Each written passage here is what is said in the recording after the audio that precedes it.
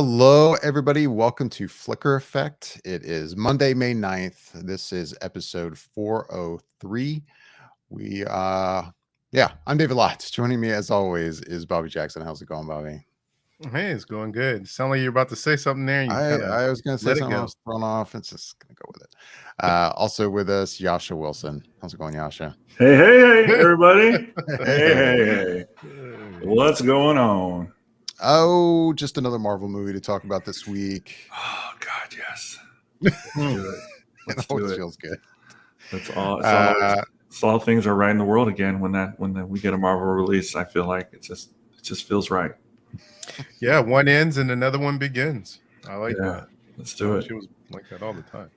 Yeah, we'll probably spend basically most of the or almost all the episode talking about Doctor Strange in the Multiverse of Madness. But we will talk about a couple of quick things before we get to that. We got some new trailers this week that, felt like we had to at least discuss briefly before we just delve into a Marvel movie. What do you guys want to talk about first? Bobby, which trailer you want to jump on first? I figure we can talk about the Obi-Wan first. I'm most curious because when last we left us in the Obi-Wan situation, we had one teaser, and I liked it. I'm pretty sure Yasha liked it. I think Michelle liked it to a certain degree, but the outlier was you. You were not impressed. I didn't hate it. Like, it's no, fine. You didn't hate it, but you weren't impressed by it. I'm not hating on it. So, I mean, no need to discuss what was the trailer about, because by this point it's a little bit, maybe less than a week old, but everyone's seen it that wanted to see it. So how are you feeling about it now? Well, before I say anything, have you still not watched it, right? I have not. You're not watching it. Did you watch it, Yasha? Yes. How am I feeling? The trailer's good. I mean, it's fine. It's still fine. Like, I still watch it. You sound like Han Solo. Yeah. It's fine. Everything's fine. Everything's fine. It's fine. It's fine. Everything's like fine. There's, you haven't watched it, Bobby, but there's a little bit of dialogue in it I don't care for. Everyone who's watched it, I don't know. There's something about that exchange that, everyone has jumped on about how harsh it is when, Obi-Wan is saying, like, once he's something along the lines of, once he reaches a certain age, he must be trained. And then Uncle Owen is like you trained his father. Yeah. Which there's just something about the delivery and watching it too. I'm just like, I don't know, but I'm not loving this. And is literally in the delivery, or is it just, I don't know, it's not like saying? Kinda. It's kind of even Obi-Wan's delivery of it. Like, it's hard. I mean, it's taken totally out of context. Yeah, right. I'm discussing dialogue, but there was something even, and kind of in regards to like something you brought up, Bobby, off air about like that kind of comment in the grand scheme of things when you think about how then Leia was brought up, and there seemed to be no, like, at least as far as we know, like, push to get her trained. We don't know if there's going to be some explanation there, but I hope so. There's just something about it that feels weird in the context of everything we know about the situation with so far, with Obi-Wan being on Tatooine and Luke growing up, and how things play out in A New Hope that we've now known. Obviously, we've known that stuff for a long time. There's still the Grand Inquisitor that I think looks terrible. Like, I do. I know there's a lot of us that hate it, and there's a lot of other people on the other side that go, it's not going to look exactly like the animated version, which is true. But again, this is a race we've seen in live action before, and he does not look like that. Like, it looks bad in my opinion, but I'm still withholding some judgment until the show's released. But I don't know, like, to kind of go somewhat off topic from the trailer and talk about the show just a little bit, like, I do find myself getting more and more worried about the show. Like, really, like stuff like I've complained about already.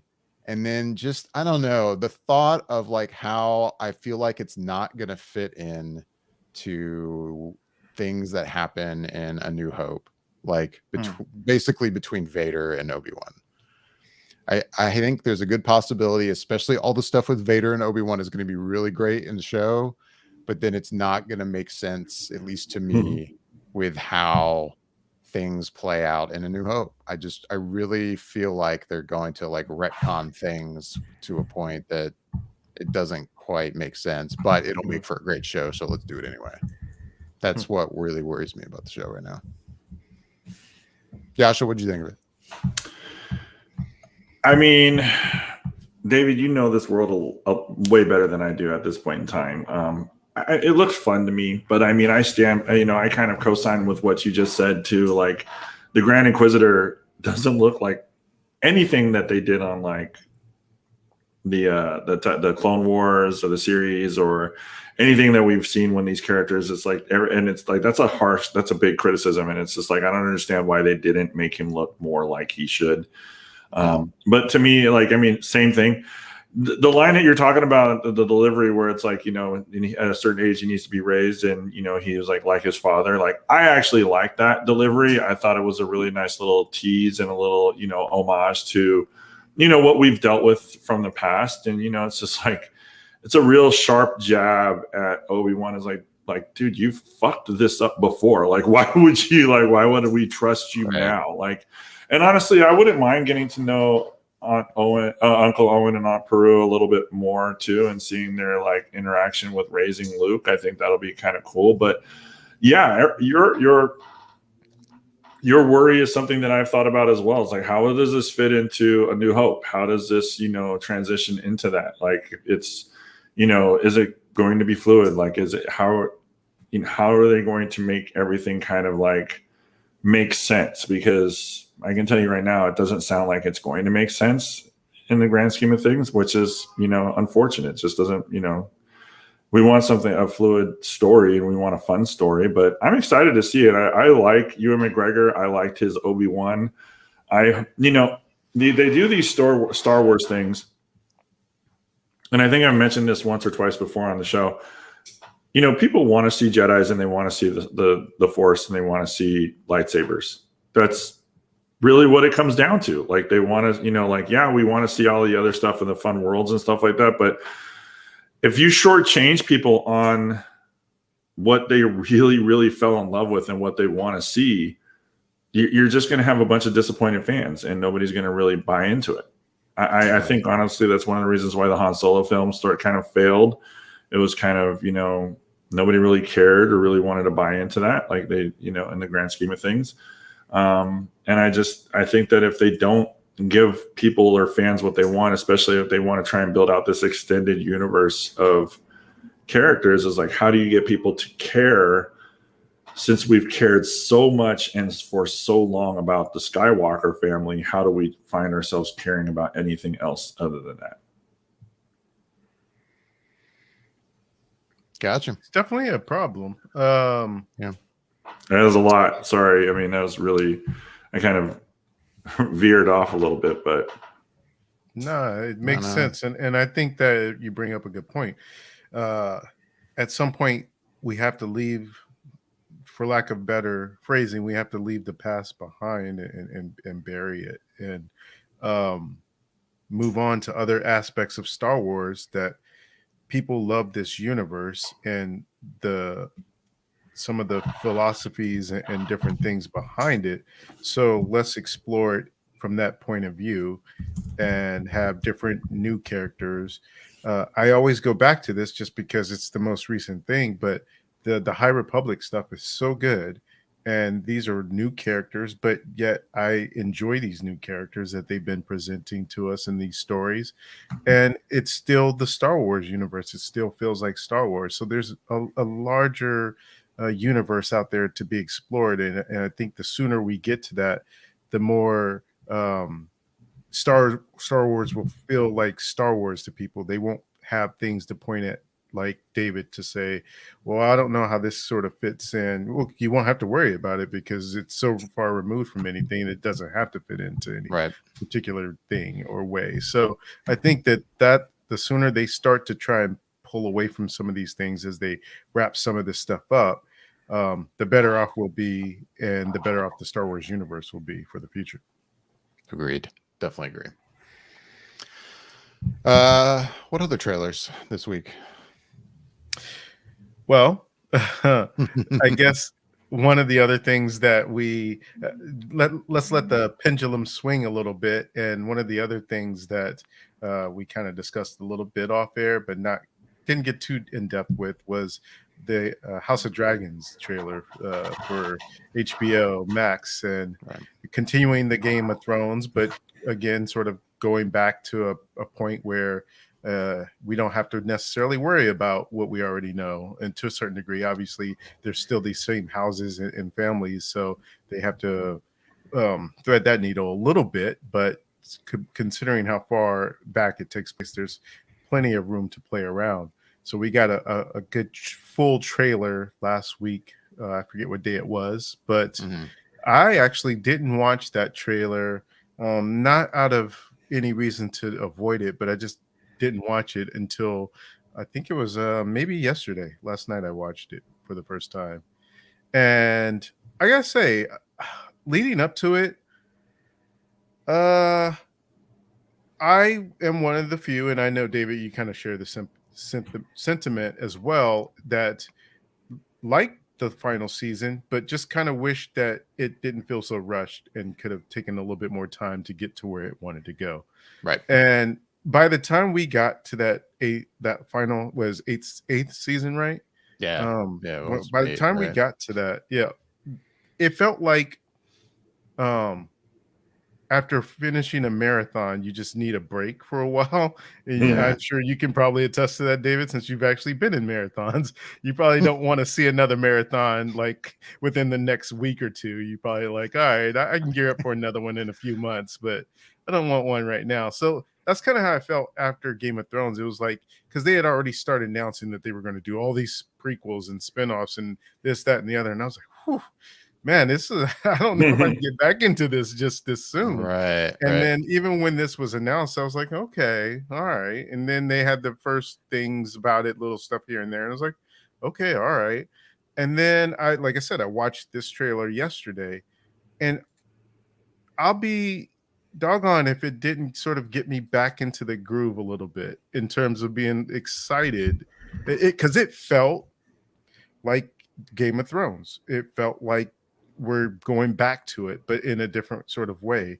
And I was like, okay, maybe I've had enough time away to that where now I feel like I'm ready to sort of get back into this stuff and get into seeing how it all works out. It felt familiar enough to where I was like, maybe now is a good time to jump back in. So I saw the trailer and I was like, it felt familiar in a good way, to where I was like, all right, I'm ready to jump back in.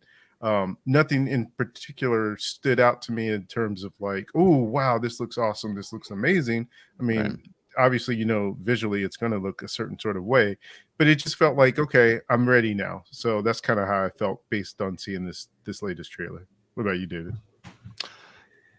I agree. I mean, yeah, like part of me was like, I loved Game of Thrones. Do I really want to see a spinoff, especially like a prequel thing? Even though, it's at least it's far enough away. I mean, how many years is it? Like 2,000 years or something? Or it's a lot. Something like that. It's definitely a lot.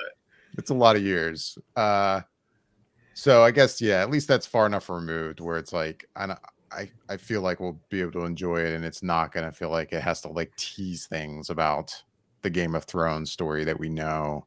I was kind of like skeptical of like, do we need this? And then I think we got the one teaser and I was like, okay, yeah, but there was something about this trailer that I'm with you. It felt like Game of Thrones. It felt like the quality of Game of Thrones that we had for those first at least few seasons, most of the show, really. Like some of the characters in it that I don't think we had seen yet in the other teaser. They look good. Everyone looks great in it. I'm definitely a lot more pumped than I was. So I'm looking forward to it. What are we getting that in August? I think August 21st comes to mind. Is that when it is? I was thinking winter, but I'm happy if that's the case that it's in August because that's. I'll I could double have sworn check. it's I Christmas. think I'm pretty sure it's August. I'm gonna Okay. lay my bet down for that as I look for it right now. Well, while you're August doing that, 21st is the first episode date. Yep.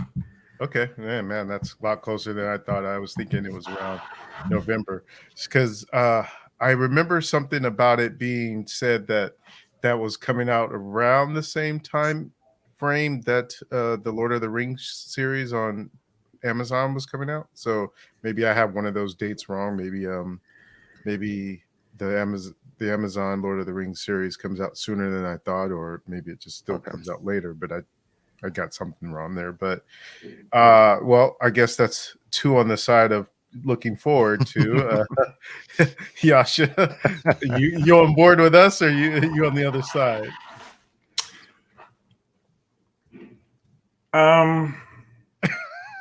That's a long pause. Hearing like what you guys are looking forward to and like learning a little bit more of the show. I guess you could say I'm gonna watch it. I'm gonna give it a shot. Right.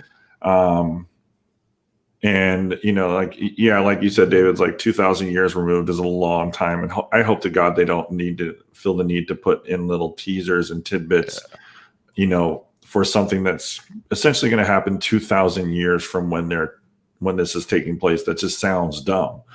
I like when I first saw the trailer, I was like, I really was having a hard time just caring about it. Like I just was like, all right, I guess like.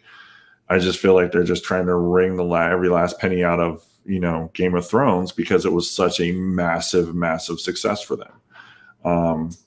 But I'll give it a shot. Like, on a scale of, if I were to rate it, I'm probably 50-50 on it. Like I'll watch it, but I'm not super excited to watch it. Like I'm more excited to see Obi-Wan than I am to see this, maybe just because I just care about those characters a little bit more than I do about the House of Dragon, but I'll definitely give it a shot. I mean, with that, like that's what you just said. I have higher hope in House of Dragons than Obi-Wan. But I mean, if I could only watch one or the other, the Star Wars fan in me, of course, I'm going to watch Obi-Wan over House of Dragons any day of the week. Even if I watch it and it just pisses me off, I can probably still watch it. So anyway, sabers over dragons. Sabers over dragons, but I have a feeling dragons will be better. Oh, better storytelling. Okay. Man, if you're wrong, man, you're gonna feel so silly. You're gonna be like, I was wrong. I think you'll be happy to be wrong. I will be super happy to be wrong. I know. I believe it. Obi-Wan is that good. I will be thrilled. I believe it. Trust me. You know how you're worried about the way things will line up in this season and this show in terms of what it does for the original trilogy. Right. I think I'm more worried if they decide to do a second season, because then it's like I can see how they could have mapped this out and lined up things to where it makes sense for what we have. But then it's like, how do we get more? Then it feels like we're starting to wring it a little bit, as like, Yasha mentioned, sort of for Game of Thrones. It's like, okay, it was successful. Now what can we squeeze out of here again, out of this this concept? So I feel like I'd be a little bit more worried if it hits a second season or something than this first one that we got, or this what do they call it, a 6-part event.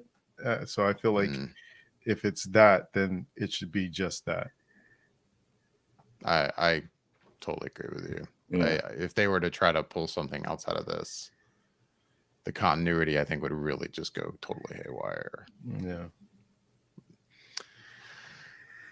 Last trailer before we get to our review is, of course, for a trailer we got before the movie that we're reviewing this week, and this trailer dropped today on online for everyone to watch. So now you no longer have to go see Doctor Strange in order to see that, and that's for Avatar: The Way of Water, the upcoming sequel that I know someone is very excited about. Would that be? I'm talking about you, Bobby. I'm being serious. Okay. No, You're very I serious. wasn't for sure if that was an ironic one and that was pointed toward Joshua, or if it was a serious one and it was pointed towards me. So I was like, I don't know which one you're talking about. I am excited for Avatar 2. I've discussed on here at different occasions how I feel about the Avatar first movie. And so I was like really ready to see this second, the second movie, but the first trailer for the second movie, because it's been so long, and it's like, finally show us what you've been up to in all this time, James. And it was weird. And I got a chance to see Doctor Strange twice over the weekend. And I will say both times my audience had little to no response to the Avatar 2 trailer. And that surprised me a little bit. I just don't know where the expectation is based on the audience from the screenings that I saw. From my point of view and perspective on it, I will say that as a teaser, I may be a little underwhelmed by it. I think it visually, it definitely looks better. You can tell it's a little, it's there's more detail in the Navi, and just a lot of the atmosphere and aspect you can absolutely see, and the water effects look great. It looks great. But in terms of the teaser itself, it felt like something was a little bit missing out of it for me. I don't know what. I can't pinpoint it, and I still haven't been able to pinpoint it. But I felt like just that, at the very least, in my head, I have to sort of treat it as sort of like this announcement to the world that, hey, we're coming back. And that's what this teaser did. And a lot of times, I can watch a teaser and be like, all right, I'm good. Sort of like how I did for Obi-Wan, where I watched that teaser. It just needed to establish what I'm going to be seeing, and then I'm good from there and can watch the show when it comes on. With this, I felt like I need a little bit more, even though it's not like I didn't get at least an idea of what some of it will look like. But I think I kind of want to know a little more story element to it. And so I think that's why I feel like I will watch a full trailer when it comes out, whenever that'll be, and then probably be done after that. But I would say for the most part, while I think it looked great and from a visual standpoint, as a teaser, I think I kind of left it feeling just a little bit underwhelmed. Yeah, so what do you think of it? Well, just to address some of what Bobby said there, the characters and everything should look better. It's been 13 fucking years since the movies come out. Like, it's not like special effects get worse as we progress into, the future. Like, they get constantly better. And it's been 13 years. Like, I was excited when they announced it, thinking, oh, this is going to be great. We can see a continuation of this story. But it's, almost to the point of like where we were just talking about it. David, you said it last week, I think, or 2 weeks ago, when you were talking about Stranger Things. It's like you released the trailer, and then it's like, oh, the movie's coming, the show's coming out a year from now. Why are you giving us a teaser? Like, that makes no sense. Like, is it going to be beautiful? Yeah, 100%. I'm sure the special effects are going to be top notch, because that's what Cameron likes to do. He absolutely loves this. I do not expect a groundbreaking story, because the first story was not groundbreaking.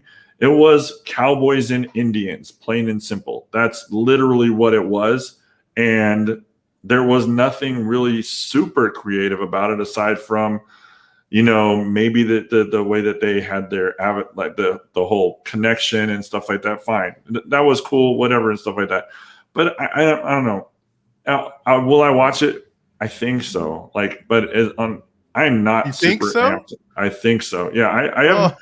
Dude, I'm not even going to say that I'll watch it for the review of the show. Like, I'm just over it. Like, I have little to no interest of watching the show, the movie. I really do. Like, I watched the trailer, and there was no excitement. Like, I was like, oh, finally, after almost 20 years, we're leaning into 20 years now of waiting for a sequel for this movie, and we finally get a trailer and we're moving forward. So yeah, all right, cool. And I watched it and I'm like, and like kind of what you just said, Bobby, it gives us absolutely nothing. I've seen teasers for other stuff where they give you at least a basis to go off of what the movie might be about, but this gives you nothing. Hey, it's like, hey, come back to the world. Come back and what? Watch them swim? Are you shitting me, man? Like what? What's the threat? Who's the antagonist? Like, what are we doing? Like, why do I care? Like, tell me why I care after 13 years to revisit and give you the money to watch this movie. Like, I just want to know, like, why am I invested in this after 13 years when we had a very happy ending with the first movie? Like, I'm interested. Like, I want to know. Like, I mean, and the hype behind the last movie wasn't necessarily the story. It was his groundbreaking special effects that, you know, changed how people started using and working with 3D. And then it started a whole 3D genre again in the movie theater. It wasn't necessarily like, you have to see this story. It's just, it's so groundbreaking. We're going to a world and we're trying to take it over for their natural, you know, essence that they have there and rob them of all of their, like, yeah, you can find that plot in almost every cowboy movie that, you know, came up in the 40s and 50s. So I'm having a hard time caring and wanting to invest in my time because Lord knows that movie's probably going to be long as shit. It's going to be probably like 2.5 hours because that's what Cameron likes to do. And I'm not taking anything away from him. I think he's a great director. Some of his movies are just absolutely fantastic. I absolutely love them, but I just don't know, why do I care about this? Why should I go and see this?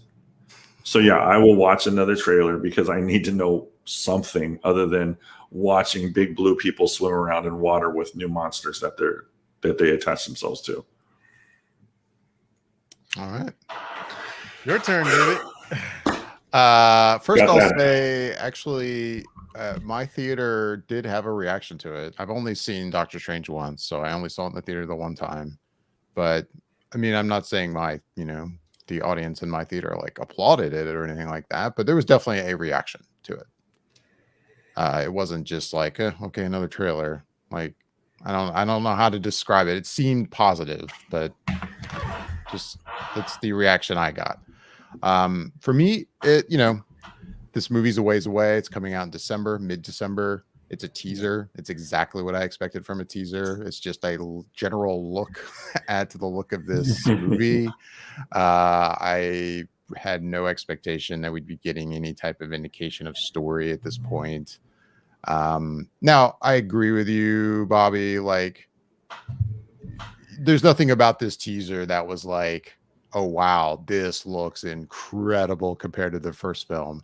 I mean, yeah, it does look better. Like, their skin, the look of the characters mainly, like, look even more real than that film from, what was, like you said, Josh, what was it, 13 years ago? But 2009 is when that movie came out. 2009. But it looks better. I think it looks good. I am interested in it because it's James Cameron, and I have full faith that even if it is a derivative story, like many of the other stories that we consume across many different types of films that many times are very derivative, like I still trust that he is going to put on a good show. But it's early yet, and if it does bomb, like, I don't think it's going to bomb financially, but if for some reason it's not very good and reviews are really terrible, it would be interesting to see how this will play out with the next 3 more films that are supposed to be made, right? Yeah. It's almost like the Harry Potter series at this point in time. Like, if this doesn't do well, I can't imagine the studio wanting to sink more money into like the 3rd and 4th and 5th film. Like, I just can't. Right. But I mean, it's one of those things. It's what is there to say on it from my perspective? It's a teaser. It looked like Avatar, just a little better. But it's so early yet. Like, like you said, like both of you guys said, like we'll see a trailer and I think have a better sense of like really what are going to be the big differences between this film and the film that we already got. That is where I am with it. But with that, I think we're gonna jump into our featured review for the week, and that is, of course, Doctor Strange in the Multiverse of Madness. New film from Marvel Studios. This time, we're getting Sam Raimi at the helm of a Marvel film. We all, of course, know Sam Raimi pretty well from his Spider-Man films, from his Evil Dead series. Yep, here we are. Let's do this. Let's jump in. We're gonna not talk about spoilers at first. We'll give our brief spoiler-free thoughts on this film before we dig deep into spoiler territory. And I guess with that, I guess somehow I drew the short straw here, and I'm going to go first. And I'm going to keep it brief. Like I just said, we're going to keep it brief. Doctor Strange in the Multiverse of Madness. What did I think of this? I overall really enjoyed it. I really like this film. And if I have a tone about that, I feel like after I've seen it, I've talked to people, I've seen a lot of chatter online that I don't know. I'm just getting this general sense, and I'm super curious to talk to you guys about it to see where you land. I'm getting this general sense of like not a lot of happiness about this movie. And overall, I enjoyed it. It's a Sam Raimi film. I am a big Sam Raimi fan, and it is definitely a Sam Raimi movie. And it is a horror film to a certain extent, and I dug that about it. Yeah, I don't know. I enjoyed it. It's what it I don't have a lot I want to say right now without talking about spoilers. So I'm just going to kind of keep it at that. That overall, I liked it. Are there nitpicky things I will definitely comment on that are gonna, negative stuff? Sure, but overall, I like the movie. Bobby, you're next. I mean, yeah, I like it. It's weird because I feel like there's a lot more I'd want to say, but for now, I'll say really kind of just ditto. I can only echo a lot of what you just said there without getting into a lot of spoilers. I think that, like you said, it's definitely a Sam Raimi movie. In fact, I feel like in certain ways, even though it's definitely his film in a Marvel Cinematic Universe, that he not toned down, but definitely kind of felt like he maybe didn't go as far into his Sam Raimi-isms that he could. I feel like he did an appropriate amount in terms of without making, although some people would beg to differ, but I feel like he did an appropriate amount without making it feel jarring into being all the way his style or all the way his thing. But I really did enjoy the movie quite a bit in terms of the story that they were going to tell. And it felt to me like more so than the first one, because I came away from the first one where I liked the first one, but didn't love the first one. And my main criticism to me was for that first movie was Doctor Strange never quite felt like the Doctor Strange from the comics in a way, or at least not within that story frame that we were given, even though it was just an origin story. But I remember at the time saying I would like to see a sequel because at that point he would be a more fully formed Sorcerer Supreme, or at the very least just more competent in what he's doing. And sure enough, that's the case here. And this one really felt like a Doctor Strange comic because there's the magic of it all. There's the weirdness. There's monsters and all the different things that I've seen in the Doctor Strange comics I've read.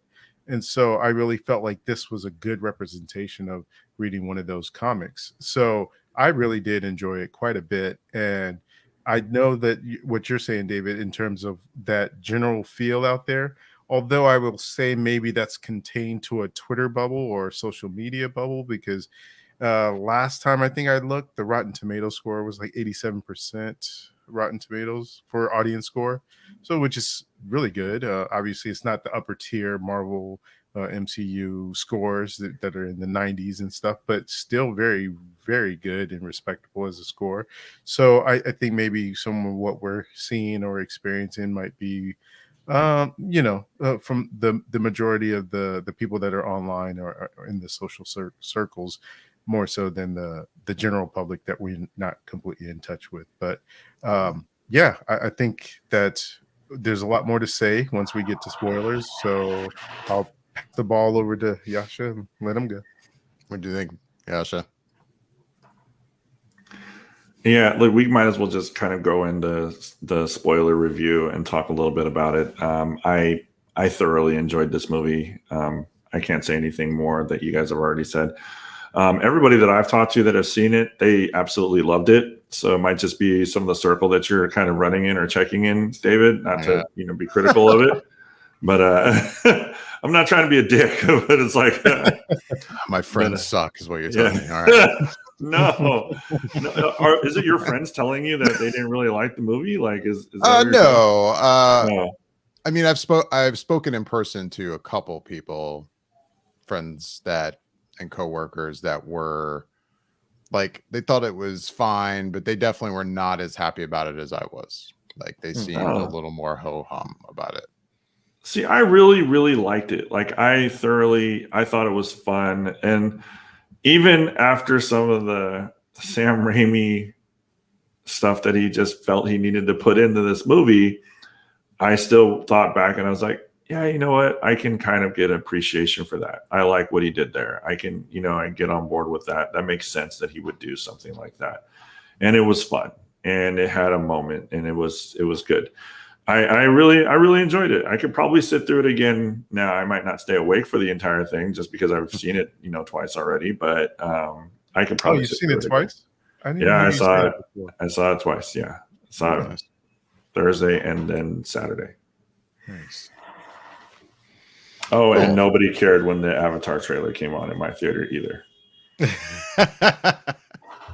Guess it was just my theater. They actually a little bit. Yeah. All right. Well, hey, like I said, it'll be brief for us to not talk about spoilers. So we're going to do our spoiler review right now. We are going to talk about spoilers for Doctor Strange in the Multiverse of Madness from here on out. If you haven't seen the film yet, it sounds like we all recommend you go see it and then come back and watch this at a later time or listen to this at a later time.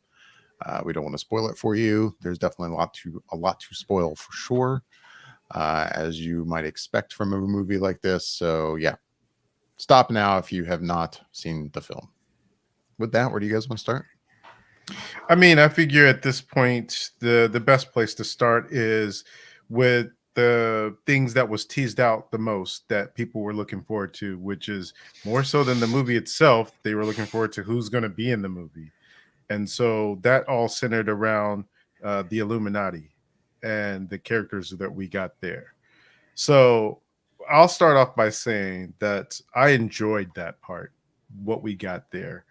I was one of those people that didn't go too far dream scenarios, because it seems like I can't speak for everyone that had this opinion of the movie and didn't enjoy it as much. But from what I saw before the movie and a little bit of what happened after the movie, a lot of people seem to put all their hopes and dreams in this movie on 100 different characters appearing in these cameos that we were going to get in this movie. And for me, I felt like what we got fit within the tone of the movie, and who we got felt it was in line for what they were trying to accomplish. And so I felt like, yes, maybe the lineup is slightly different and changed from what we got in the comic books of the Illuminati, but their purpose was still sound and solid within the confines of this movie and what they were doing. And it felt like it was the right thing to do. Do I wish there was a little bit more to that scene? Sure, I would have liked to see a little bit more in terms of them using their powers and abilities, but it really helped to establish Wanda's mindset at that point and just how dangerous and powerful she is when she's possessed by the Darkhold and taken hold like that. So I really thought it was effective in what we did get in the usage of those characters, and just getting to see is one thing that really kind of made me happy. I know most of the people in the audience had big pops for John Krasinski as Reed Richards for sure, because that had been fan cast for forever. But then also the one for Professor X was great because just having him in this MCU and in the gold chair and having that 90s X-Men theme play behind him, fantastic stuff there. But the one that I honestly really inside kind of felt happy for was getting to see Anson Mount get another crack at the character of Black Bolt, because the Inhumans show was so trash that you would have thought that they would never go back to it again and touch it with a 10-foot pole. So to see him not only have that character in there, but to see the actor that played the character in the TV series through no fault of his own come back to this to sort of have a redemption in getting that character again. In the same week that his TV series for Strange New Worlds, him playing Captain Pike, premiered. I think that was a nice little win for him, and I really enjoyed seeing him on screen doing that part. But yeah, I thought it really worked, and I was happy with what we got. And I will at least leave it there. So you guys, either you want to expound upon your thoughts upon the cameos and whether it worked or not for you, but that's kind of where I am with it. Gotcha. If you want to go first, David, you can. If you want me to go, I can go. I'll agree when it comes to Black Bolt. Absolutely. I mean, and it's funny. I've talked about this before. Inhumans, our more recent run of Inhumans is one of the few things I actually started to consume from Marvel comic books. So I actually probably know more about it than a lot of the other Marvel stuff. So to see him in the film, I thought was really cool. Now, yeah, that was one thing a friend of mine talked about. He was actually really upset about the way how he was quickly killed, not because we just didn't get him long enough, but he didn't like the way that he was killed in the film. He didn't feel like that would really play out like that. I didn't really have a problem with that, or the way any of those characters were taken out of the picture. It worked for me, but no, I agree. I was excited about that too. I like that. The other casting, yeah, John Krasinski, and it was cool to see.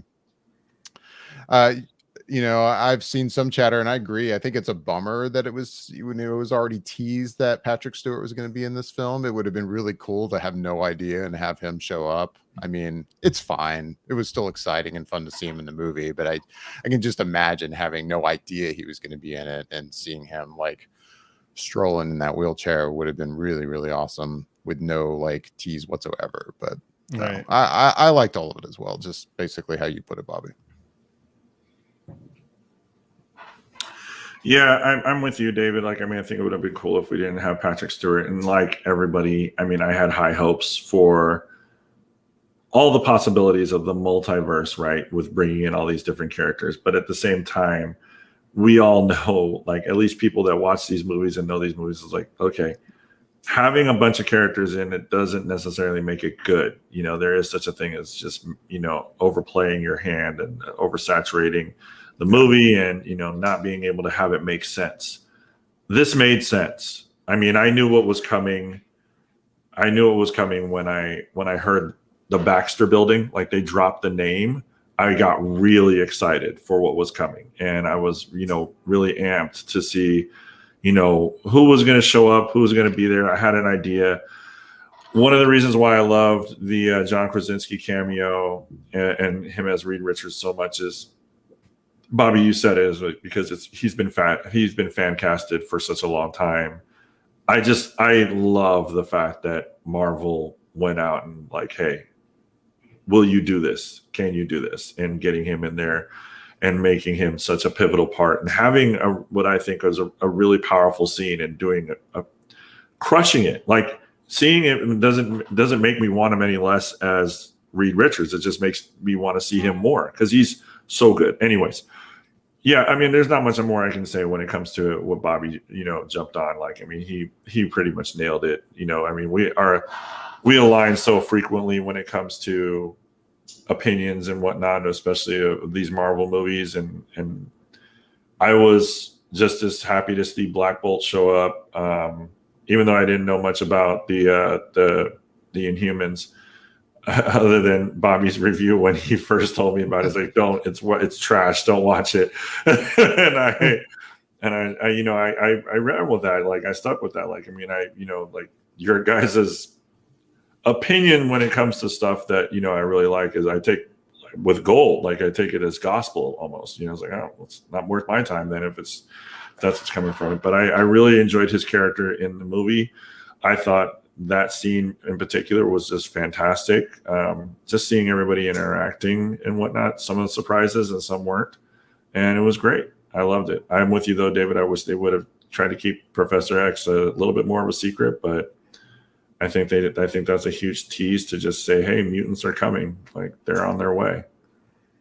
Right. Or even just like, we knew he was in the film in that original Super Bowl, trailer. We heard his voice. But if that could at least been it, I mean, I think it was in a TV spot, right? That you get a glimpse of the yellow chair. Yeah. So that was even already basically spoiled before the movie came out.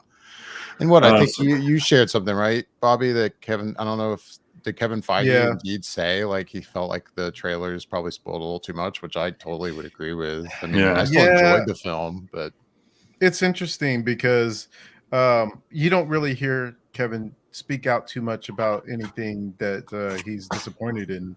And this is one of those things where he spoke out and said, he felt like there was a little too much being shown in these trailers. And I don't know, but it feels like prior to when the regime change, he had more creative say. And we do know that since then, the roles had changed at some point to where he doesn't have as much. And Chapek has more with some of his people, I guess. Yeah. So I wonder if that's sort of a something that sort of kind of had an effect on that part of it, the trailer, and him not getting maybe to be in the room to see what's being cut, whereas maybe before he would have been part of that process. So and that could be a way of him, I wouldn't say rebelling, but kind of putting it out there that he's not quite happy, which could be troublesome if it continues that way down the line. For sure. But at least for now, he didn't quite like some of that being shown, and it's understandable why. I mean, they didn't, maybe within conjunction with Sony and everything that they had worked out prior, we at least saved the appearances of the other Spider-Man in those trailers and was digitally edited out in some of the trailers. So I think that was the smart way to go there, and maybe a little bit more discretion in this one would have been just as well served. Nice, but unfortunately, not so much. But here's go ahead. Sorry. No, you go ahead. I was like, here's what annoyed me. Like, I know, David, you mentioned that there was, that, and Bobby, you sent out the article that there's too much in the trailers being released and too many images. That I'll agree with, 100%, even though I went on basically a complete and utter, media blackout after the first trailer. I decided not to watch anything of Strange because I didn't want anything more spoiled. I just wanted my imagination to run wild, and I was excited to see it, and I was going to see it regardless.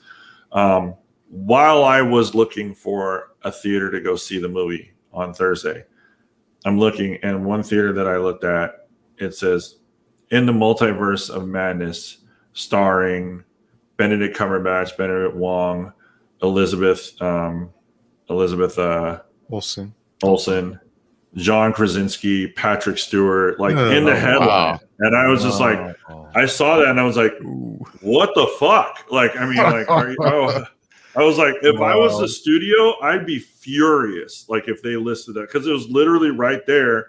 And then it had, basically all the major stars that are in this movie that even they don't have a Hailey Atwell or whatever her, I think is her name too. It's like all these major stars that have been a part of the MCU or haven't been a part of the MCU, but are major movie stars. And they put them in this, in the headline and starring these people. And I'm like, why would you do that? Like, I don't understand any reason for that to happen. There's no reason that should have happened. None whatsoever. And So, I mean, I knew Krasinski was going to show up, and then obviously I was really like hoping that it was going to be for the Reed Richards role, and they didn't disappoint. And I knew Stewart was going to be in it for the very reason, for Professor Xavier. But I hope that they kind of relinquish. I hope that the success of this film doesn't say, oh, see, we can go ahead and continue this path without Feige, and whatnot, but because that's not the case. Like, I mean, he's created and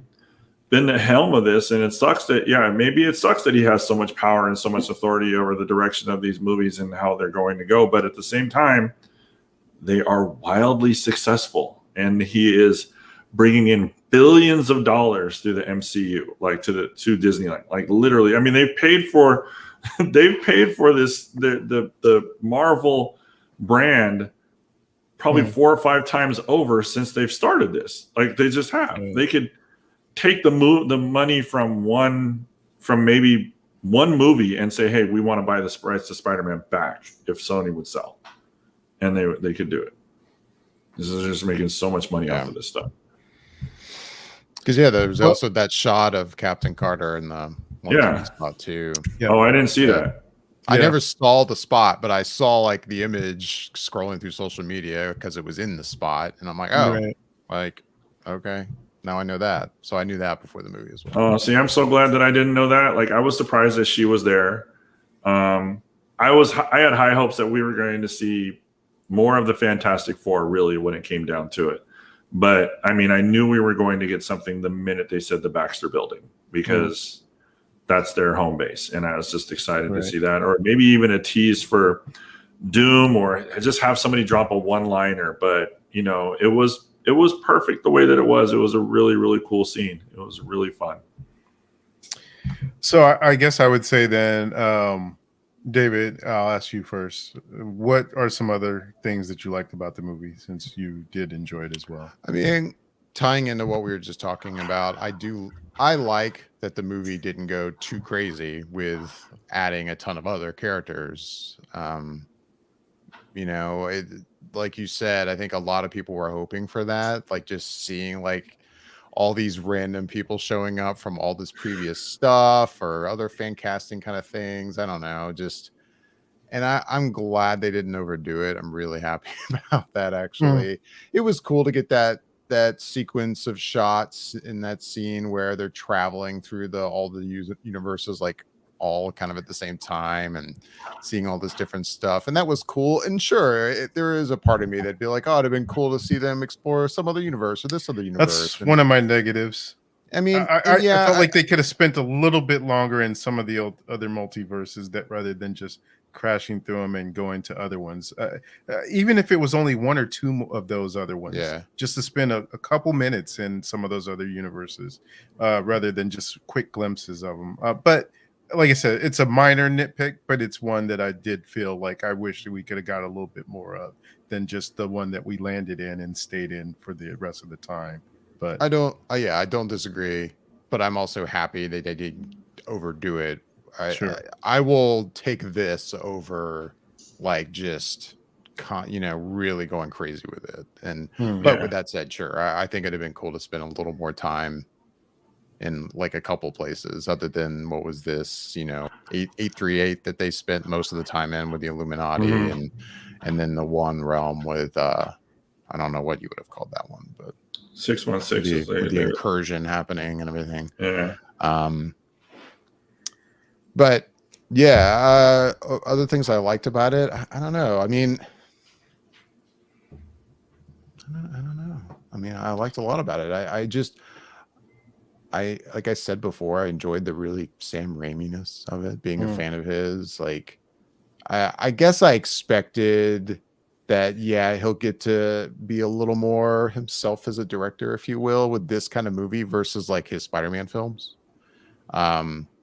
But at the same time, I didn't think his stamp on it was going to show as much as it did, if that makes sense. Just the way a lot of shots played out that were just so reminiscent of like Evil Dead and just a lot of his filmography. I guess I expected more of it to be kind of on the lines of like his Spider-Man films, his other comic book films. But yeah, no, I thought that was cool. Um, yeah, like I said, there's nitpicky stuff that I'll probably even forget to point out. Then I can get to that a little bit. But Yeah, I guess we'll go around then. Then Yasha, did you have some other things that stood out to you that you really enjoyed about it? I like that we got a chance to really see how powerful he really is. Like, I mean, a couple of times over, I think that, just kind of getting a chance to see him fight alongside Wong as well. And I like even the fact that he was, I mean, it's just, that's just part of his character, just being such a smartass, which just I thought was really, really played really well with his character, even when he was in, a lot of trouble. And I really liked, as much as it pains me to say this, I really liked Wanda as the villain. Like, I mean, I really did. I thought she was a fantastic villain. And getting a chance to see exactly how powerful she really was too.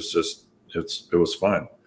I mean, I just go in and go on and on and on about how much I liked about it, but it's like, I mean, there's a lot that I just really thoroughly enjoyed, and yeah. So I mean, it's kind of hard to just pinpoint one particular thing. I just like, some of the emotion that he was kind of being faced with too. So it was good. It was just a fun movie. I think I'll piggyback a little bit on what you're saying as far as what you liked, and what I really liked about this is that this still, even though there was cameos and even though Wanda had a major part in this movie as well, it still for me felt like it was a Doctor Strange movie in the same way that Captain America Civil War still felt like it was Captain America's story, even though you had the introduction of Black Panther and of Spider-Man and all these other characters were in it as well. It still basically the was, entire Avengers and everything. yeah, it was still Cap's story. It still was his through line in the movie, and I felt like that was the case here with Doctor Strange as well. He had some personal growth he had to go through in this movie that you get to see him deal with some of his own personal demons and move past those things and get to learn a little bit more about him as a character. And I thought all those things came out well in this movie without trying to do too much. As you said, David, it was still sort of self-contained. And I think another thing, whereas I don't want to specifically point to and speak for everyone, but I think that might be an issue of contention with people as well. I think maybe they weren't expecting such a self-contained movie and thought that maybe this movie would and should have huge and larger implications to the Marvel Cinematic Universe as a whole, that there should be more coming out of this movie that affects this, that, and the other, whereas they were just trying to tell a self-contained Doctor Strange movie dealing with the multiverse. And I think that I felt like that was the way to go. And going forward, I think if people would maybe start to look at these things as more self-contained without trying to figure out how this ties into that and this and that, like maybe everything that happened within Loki gets wrapped up in Loki. Maybe it doesn't go over to all these other things. We do know that for a certain point that it will go into Ant-Man and the Wasp, because we know that Kang shows up there. So yes, that stretches. But other things, Moon Knight, maybe there it doesn't go into this whole thing with other stuff. Although I did read an article today saying that there were initial plans to have Gore the God Butcher not show up, but be referenced in the Moon Knight series, which has to do with gods. And so that got taken out. But overall, I think that the idea is that unless the movie has Avengers in the title, you should probably expect some of these stories to be more self-contained. Maybe Eternals wraps up in Eternals and it doesn't lead to some bigger thing. Or maybe these things are just seeds that will lead to a bigger thing and it will be revealed when it's ready to be revealed. Exactly. Maybe Celestials will be the big thing and that's what we're leading to. Maybe not. Maybe it will be contained in some other story. But I think that that's what like I said, what I did enjoy about this was that it was Doctor Strange's story. And one of the other things that stood out to me that I won't say this is whoa, sound like somebody just really burned rubber over there. One of the other things that I always feel like is a parameter for me is because I don't necessarily always actually notice it, but Danny Elfman's score, I really enjoyed that. I again, that's not something I always notice when I'm watching a movie is the score, but there's definitely some aspects to it I really took to, especially when the part when Wanda was dream walking. Is that what they call it? Not day walking, I don't think, but Dream whatever. walking. When Dream she was walking. doing that, okay, that yeah. So when she was doing that, there was like this beat that was playing that was kind of like, oh, this is kind of cool. It almost reminded me of not the beat wise, but that feeling that I got of the Ghostbusters movie, the original Ghostbusters movie, when there's that part where Sigourney Weaver is being taken over, and then you see all this stuff happening in the sky, and it kind of had that feel to me. But that's definitely something Yeah, I I get what you're saying now that you're saying that. Yeah, I get that. okay. Yeah, yeah. Yeah, and then Sorry. it's Rick Like I'm Moranis thinking about what you're going and talking about. I'm like, oh yeah, it does kind of remind me of that. Sorry. yeah, no worries. But yeah, so I definitely like the score, and I also liked that it did give Wanda an arc, and like you said, Yasha, her being the villain fit into the story that they were telling, and I am again, I can see why from another point of view maybe people didn't like that because of how much affection and love they have for Wanda, and not wanting to see that character in that type of role. But it made sense for where we had left in terms of where things were going to have their initial inevitable conclusion. So I liked all those things, and I really liked man, one of the characters that uh, I feel like I really want to see more of is Wong. I know he pops up in things here and there, but I love Benedict Wong and the Wong character so much that if they decided to give him a Disney Plus series where he's like running the Sorcerer's Academy and we see students and him training and he goes on some sort of adventure there, I would be all in on it because Oh yeah. he's fantastic. And I thought they did a good job of introducing America Chavez and giving her a story as well, and wanting to see more from that character in the future wherever she pops up at. So yeah, there was so many different things that I really enjoyed about it. And um could it have been maybe 10, 15 minutes longer?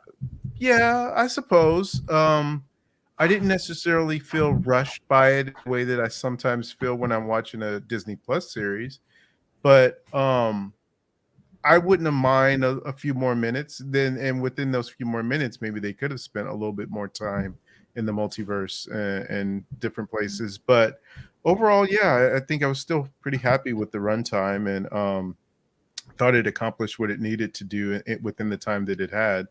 And yeah, I think aside from that, there's probably some other aspects that we can start to get into if everyone has already given their good parts, if they want to start to get into some of the things that they didn't like as much and could have been done better. I was gonna ask while I'm thinking about it. Yeah. And correct me if I'm forgetting something, so correct me if I'm wrong, but do you guys have an opinion or thought on the fact, and then this kind of ties into when you talking about this being a self-contained movie, Bobby. It is, but at the same time, it is definitely the most connected so far, I think, to one of the shows that we've gotten on Disney Plus, that being WandaVision, which I would argue is basically required viewing before seeing this film. To a point. I mean, Yeah. could you see this movie having not seen WandaVision and be okay? Yeah, you'd be fine. But I think you're gonna have questions. You're gonna definitely have major questions. Sure. You're gonna have questions. Like yeah, could you? Sure. No Would you doubt. enjoy it? Probably. Is that connection something that you think bothers you at all, or do you not care? Do you like it? From I like it because I watch all of it. If I wasn't a person that watched all of it, I think it would bother me a little bit, because I think that you can't necessarily expect all of the audience to have seen all of the things.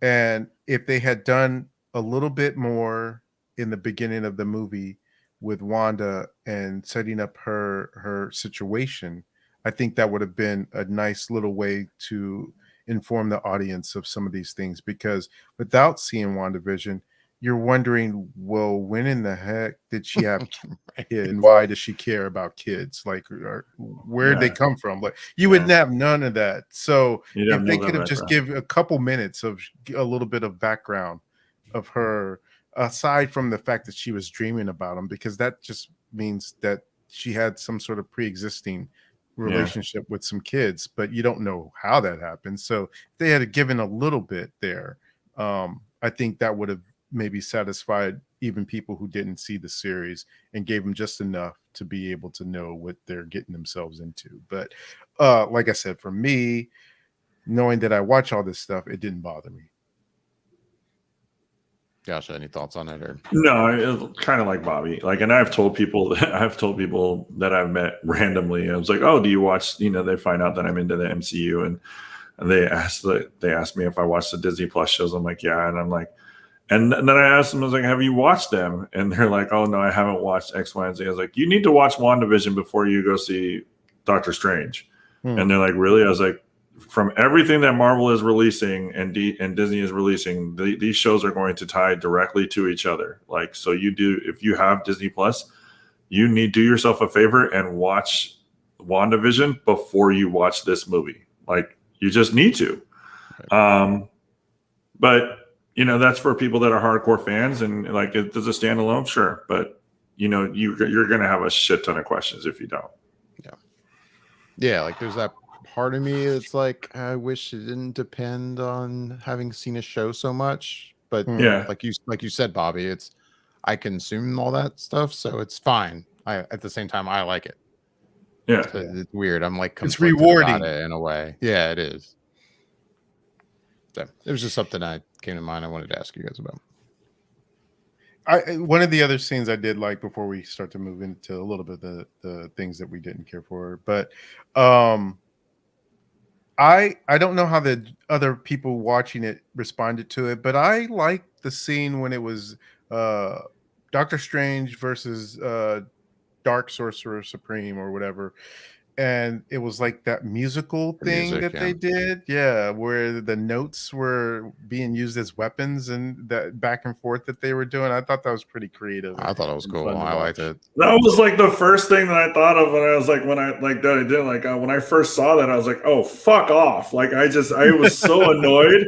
I don't know why, but it bothered me. And it's like, and that, to me, that was like such a Sam Raimi like move to put that in there.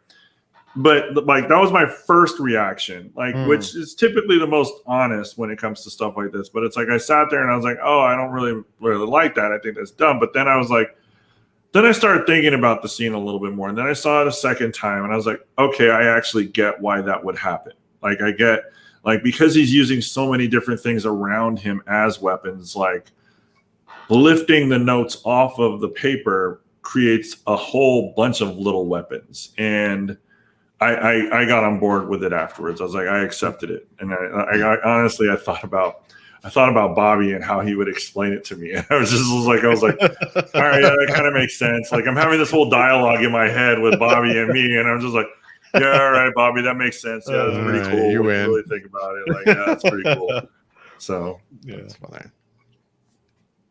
Well, so David.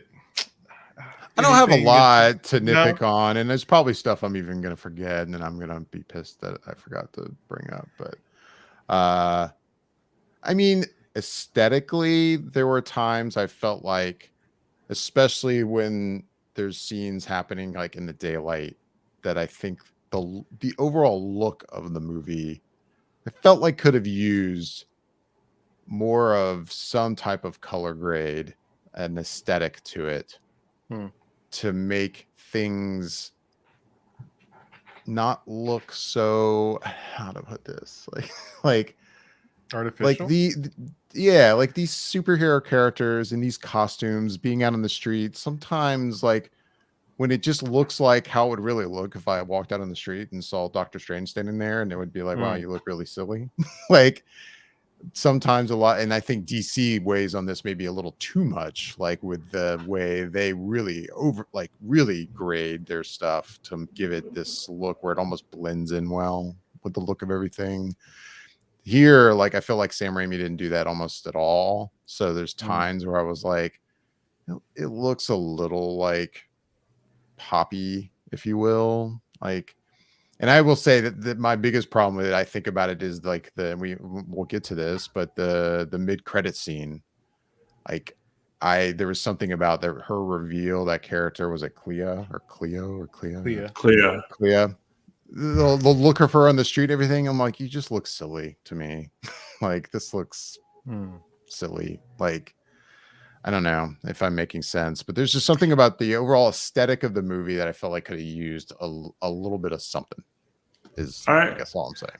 I wasn't even a huge fan of how she came about, like basically how she was there, like standing there. You're standing there in full costume. Like, first off, you look ridiculous, even though maybe that's for everybody.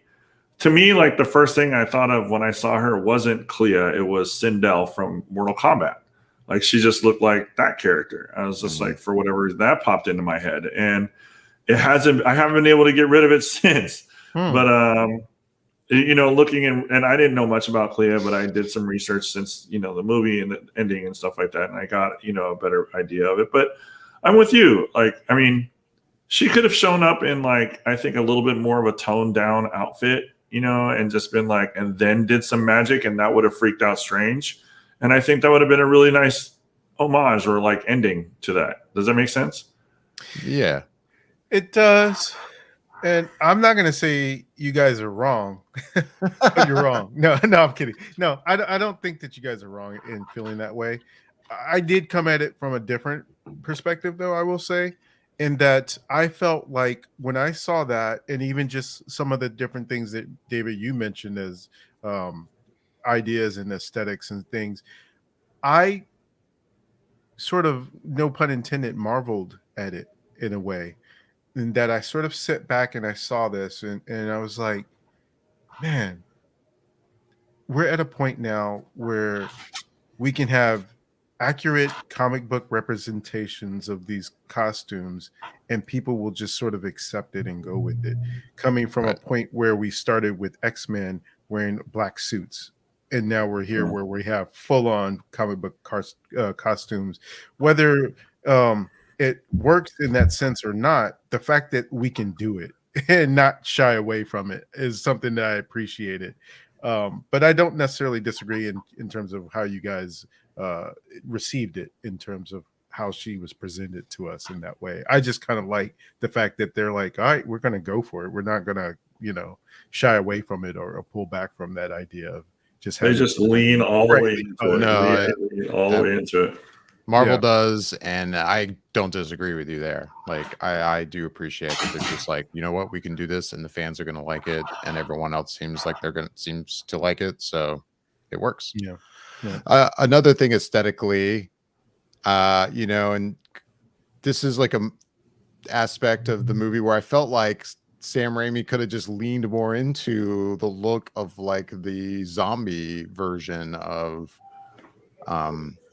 Doctor Strange. Like, so there's some close-up shots of him in the makeup where I'm like, he looks cool, don't get me wrong, but I'm like, I felt like you could have gone full-on Walking Dead kind of look to, like, even more realistic. Like, there were a couple close-up shots of his face that I'm just like, yeah, it's just super obviously like a makeup job where it didn't have to look like that. It could have looked more real. I mean, you basically made a horror movie already, and maybe that plays into this not being an R-rated movie, which is a whole other conversation that it's not. But maybe that's where they drew the line. Oh, don't make him look that real like a zombie. But that was one thing that crossed my mind. It was like, you could have had the budget to really make him look like he was Yeah. dead. Instead, he I mean, looks they like do a it. guy in prosthetics. Like, Yeah, I mean, they do it on The Walking Dead, and like literally, it's all makeup jobs. right. Why stop there? They could have done something really cool and really kind of gross with this. Some of the close-ups with him talking, like maybe just have something crawl out of his face or something like that. That would have been Yeah, that'd have been that would have been sweet. really weird. Yeah, that would have been cool. Yeah. So I guess it sounded like you maybe did it. You got all No. the things out that you. Oh no, There's real like nitpicky stuff. yeah. Was there other things that you? There's one thing you guys are going to completely disagree with me on, and hate me for. Oh. I don't know. Like, I love the Danny Elfman score, first of all, and I like that he gets moments to really lay into his rock history too, with some of the guitar stuff in the score, and I dug all that. I actually didn't really love the use of the X-Men theme. Like, there was something about it that was just like, it just stuck out and felt like such a fan servicey thing to do. Oh, And that's exactly what it was, and I was here totally for all of it. and I wasn't. I don't know. It just felt, it jarred me when I heard it. I'm like, yeah, I could have done without that. Yeah, definitely. That's one I have to be on the other side of. I absolutely love that they. No, I knew you. I know I'm in the minority. I'm just, but I'm being honest. Again, it's probably one of those things where you never watched that series, and so you didn't grow up watching that series when it was on in the 90s. And to hear that come back, knowing that that's maybe not the Professor X from that cartoon, it's not that version, but it's a version of that character because he has the gold chair, and you hear that theme playing behind it. Mhm. So that knowing that we have the X-Men 97 cartoon coming out maybe by next year, it hit in such a nice fan servicey way for me that I really just ate it up. But I can understand if you didn't come from that, because I'd be curious if other people who are fans of that series maybe had that same reaction where it just kind of didn't hit. I would hazard a guess that that's probably not the case, but you never know. There could be people out there who say, I love that series, but I don't think it played well here. But yeah. No, I think it was great. And like, yeah, Bobby said, it's like, I watched the cartoon growing up, and hell, I started watching the cartoon when I first got Disney Plus. I'm like, let's go back to that. I'll tell you something that I didn't particularly care for. I did not think that the casting for America Chavez was very good. I did not think she was a very good actress for the first half of the movie. I thought it was forced. I thought she was stiff. I didn't think there was any real chemistry between her and Strange, and it was just awkward. She grew on me. Don't get me wrong. She grew on me, and I thought she got better as the movie progressed. But when she first came on screen, like her trying to be quippy and like smartassy and everything like that, and it's just like, it just didn't fit for me. It just didn't work. I just thought maybe it was just her character at the first time, but I didn't particularly care for it. I get what you're saying. Like, I guess it probably didn't bother me as much as it sounds like her casting and the actress bothered you, but I also like didn't love her performance. So yeah. I didn't think it was great. I didn't think it was all that great at all. Like, she just, no. Yeah. I thought she was good for what she was given. And I do think the second half of the movie, she was given a little bit more and a little bit stronger in her performance there than the first half. But yeah, I don't necessarily discount what you're saying, Yasha, in terms of how you received her. And it does sound like you kind of came around on her at the end anyway. So what else you got, Yasha, in terms of things you didn't like? Honestly, I think that was it. That was really the base of what I was like having issues with when the movie was going on. I loved how it started. I was bummed how it ended because I kind of want to see Wanda again, but if she comes back for another movie, I mean, we can just pull her from another universe, like if that needs to be done. But I don't really have too much else that I need to discuss or really felt like I wanted to share. I mean, do we really know that she's dead? Yeah, I that's mean, true. It's true too. I mean, you see that like flash of red light as the building's coming down, and the way I actually immediately took that was that's not like her dying. That's I don't know what, but Yeah, we don't know. We don't know. And you know that I think it was said before, not that long ago, that Elizabeth Olsen had signed a 7-year contract, renewed a contract with Marvel. So Well, I didn't again, know that. yeah, so that could mean any amount of things. That she just put out a statement, I think it was today, saying in regards to that contract, she just said that anytime they come to her to assign an extension, she just signs it. She usually just signs on because she likes doing it, and that it doesn't necessarily mean anything per se. It's because it's flexible in a way, so that if they do Mhm. need her, that she can come back. And so they could maybe not need her, but maybe if they do, then she's signed to come back if need be, if story dictates or whatever. So like you said, Yasha, there's obviously possibilities of pulling her from a different universe to be there, which I do want to kind of come back around to. But if you don't have anything else, I'll get into at least a couple of things that well, if I nitpicked. can really quick while we're talking Yeah. about that character, though, I will say, you mentioned earlier, Bobby, that some people have had a problem with, I guess, people that are probably big fans of that character, the way how she's being used as a villain here, not really caring for the fact that she's just a villain in this film. Hmm. And I agree with you. I don't have a problem with it. I like the use. But if indeed she did die and we never see her again, then I guess I kind of would have a problem with it. Like it's like it would be for me a terrible way for that character to go out. Like and they do like I think try to put a bow on it with the comments of, oh, she made the right choice in the end, like Right. after she's apparently already dead. But that's to me not enough. Like Mhm. I think it's all the more reason why I have a really hard time buying into that she's just dead.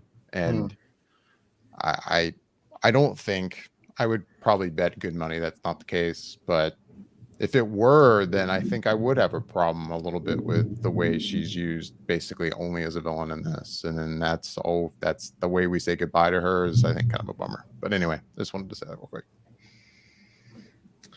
Yeah, no, I get that. And I guess that sort of leads me into I'll stay on that sort of subject for a second and lead to one of the negatives that I have because again, like you're saying, if this is it, then I would have maybe some issues there because in this movie, if this was Wanda's final appearance in the MCU with her death and kind of setting things right and getting rid of the Darkhold and all the other universes, then I would have wanted to have something based on the fact that since this was directly tied to WandaVision, we have some stuff out there to where's White Vision in all this? Like, why would he Right. have not That come back? too. Yeah. Why wouldn't we have seen in one of these multiverses her looking for a Vision that's still alive as well as her kids? Maybe even looking for her brother. Why wouldn't she have seen her brother in one of these other multiverses? I feel like there's still things there that need Yeah. to come to some sort of logical conclusion if we're going to continue seeing this character down the line. And if not, then those would just be things that I feel like were not closed off well, that they sort of left open as a unsolved or unfinished business for me. Hmm. Um, I think that one of the things, and then this is super nitpicky to me, uh, I remember at one point I had read somewhere, and I don't remember who it was from, but I could have sworn I saw something that said that the Earth of the MCU had a specific designation, and it wasn't 616. Because from my understanding, and the way I've always read it, is that 616 would be the comic book universe, because that is the designation of the comics is 616 Earth. And I don't know how MCU Earth can be 616 Earth if it's not doing the exact same things in the comic book universe that's the 616, if we have a multiverse. So if we have a cartoon version multiverse and there's all these other things, then how can this be 616 if it's not the comic book universe? So that was one thing that kind of bothered me. I was like, yeah, why do you have to be 616 if there's already a comic book universe that's 616? Yeah, and I don't know if what you're referring to is I'd read that that was like a coffee table book or something about like when the original Iron Man came out or something, that this was referred to as like 19,999 or something like that. Huh. Is what That's interesting. originally. So I guess for a long time everyone was going on that was canon for the MCU verse, but then this basically like retconned it. Like, Yeah. no, it's 616. I don't know where I Yeah. read that. So yeah, but again, that kind of points to what I'm saying is that it must have been retcon. But even within retconning it, it just seems like it's a weird implication to say that this is the same universe as the comic book universe when there's obvious differences in the way that the comic book universe is compared to the MCU that we have. So it was one of those things that I was like, I'll leave it alone. It's not like gonna be a major nitpick to me, but it was definitely something that I did bump on against. One of the other things that I bumped up against was when it comes to the multiverse, if all these things are canon, one of the things that happened in What If, did you see all of What If, David? I don't know if that's Actually, no, I have not finished What If, sadly. okay. I think saw the rest Yasha of it, did. though. So you did, Yasha? Yeah, of course I did. Okay. I was just making sure. But at one point, well, I don't know if I can say since David hasn't seen everything. It's okay. I mean, I'm not saying I don't like What If. I do. But Sure. Okay. part of me is like, you could spoil that, and I don't think it's going to bother me as much. Okay. So one of the things that happens in that series is that Black Widow from a specific multiverse gets dropped off in a different multiverse that didn't have a Black Widow, and or was maybe killed off, and that's kind of where we leave that. But in this movie, it says that you can't have a person from one multiverse in a different multiverse without causing an incursion. So I don't know how that could have happened in What If, that she gets left on some other multiverse without having an incursion in that multiverse. And so it's like things don't quite line up there, which is a little bothersome and troublesome, because then it's like, well, what's the story there? Which kind of also leads into how do variants work with Loki stuff in terms of the multiverse stuff, and these things haven't been explained to us yet. So it's kind of like, I need to know. I gotta know.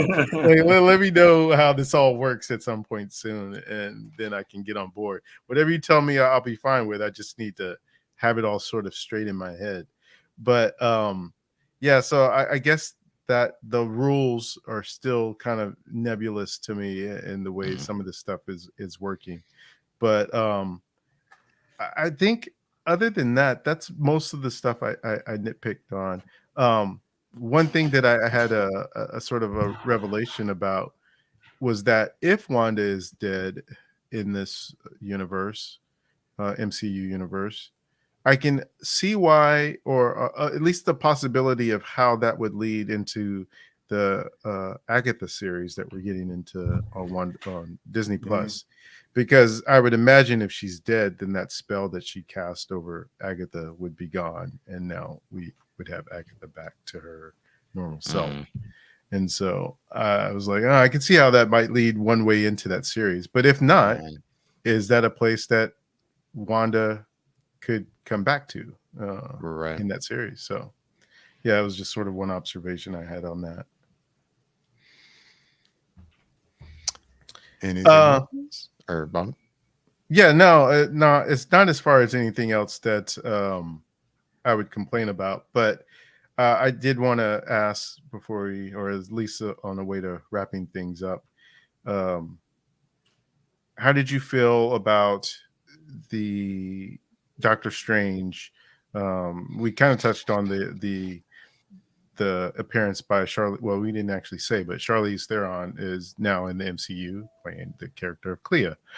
And at the end of that scene, we saw Doctor Strange with the third eye, which is what we had saw when he faced against his darker self in one of the multiverses. Where do you think we're going with that? Does that mean that or how did you interpret it basically? Do you think that he got control over that aspect of the dark hole, that darkness aspect, or do you think that's going to play out a little bit more in terms of him being maybe on a pathway to being dark or evil? For me, I didn't know how to interpret it, and I don't know if this comes into the little knowledge I have on this character, but from someone like me who doesn't know backstory stuff from comics to this very well, that scene right before we even start the credits of him walking down the street, seeming like everything's so super go lucky, and then he's like suddenly in pain, and you get the thing with the eye, and then it goes to credits, and then we have the mid-credit scene you're referring to. I don't take it like, especially considering that scene leading into the credits, that because of the way he seems like he's almost in pain, like for a second, that doesn't make me think that it's something he took control of, even though then you get the mid-credit scene and he seems like he does have control over it at that point. That's sort of where I was going with I guess if that's what you mean, then I don't know. Basically, I don't know what to make of any of that because I don't really understand it. Is where I'm going with it. I'm taking that perspective as an audience member that I'm like, wait, what? What's that? And what's going on? That's where I am.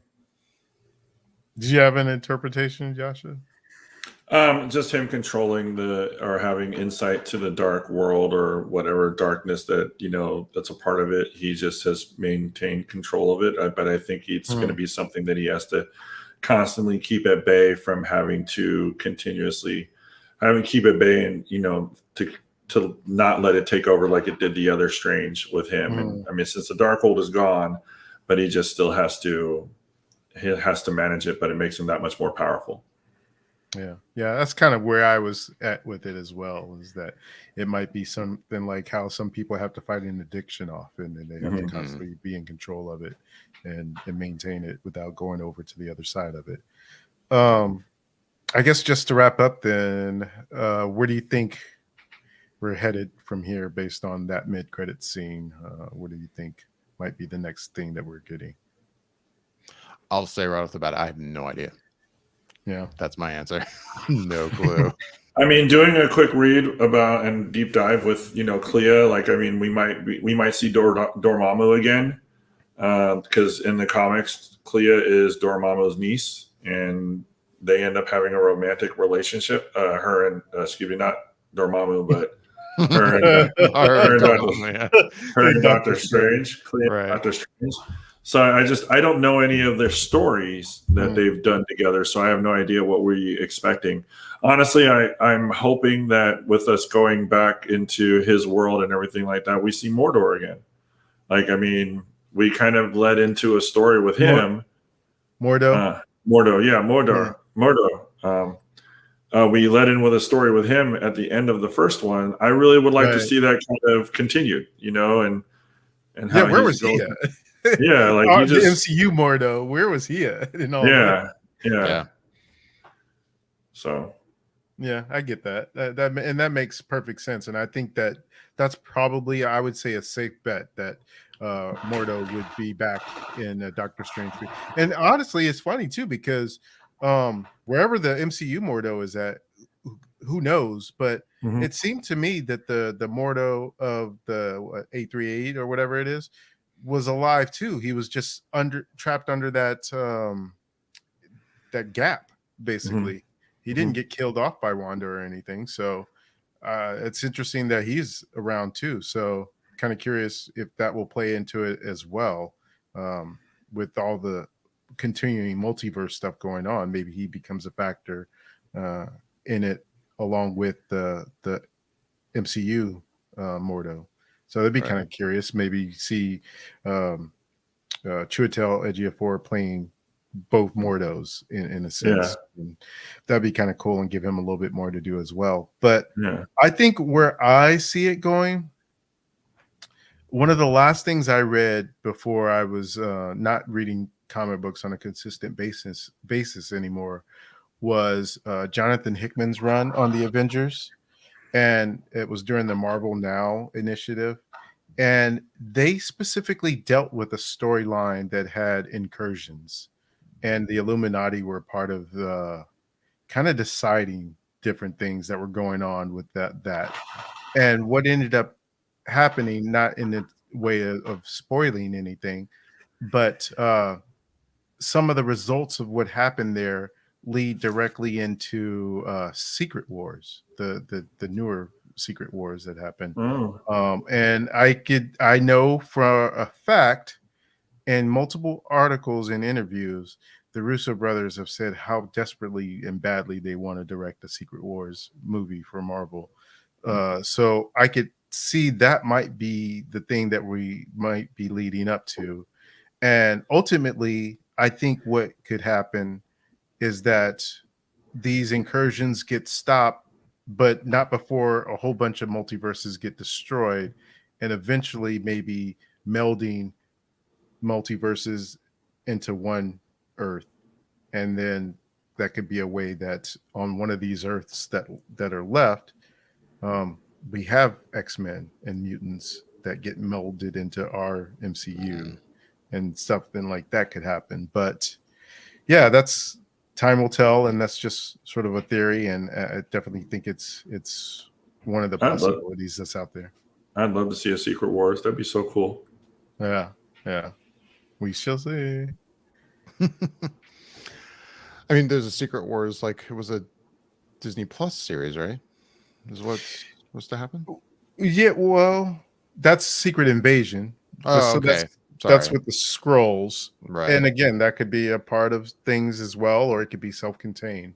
Who knows? Who knows? Okay. There's so many possibilities out there.